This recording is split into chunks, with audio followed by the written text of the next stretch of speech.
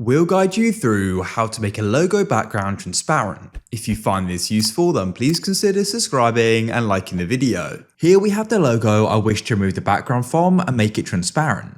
To go and do this, open up a web browser. What you want to do is go and search for Photopea or go straight to photopea.com. Once you're here, click on Open from Computer and you need to go and locate the logo. Select it and click on Open and it will then go and upload, and here it is.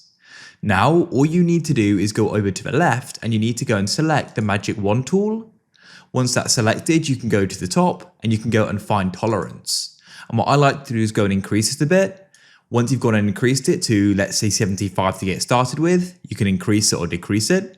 Then what you can do is go and click on the part you want to remove. So I'm going to click on the background like so. And as you can see, it's now gone and selected it.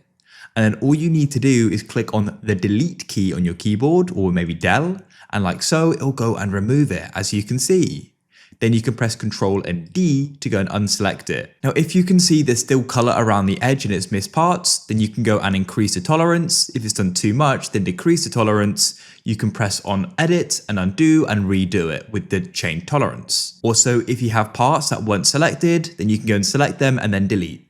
Now to go and download it, click on File in the top left, hover over Export As, and make sure you select PNG so it keeps the transparent background. We can then go and download it like so. And when I open it up, you'll see it's got no background.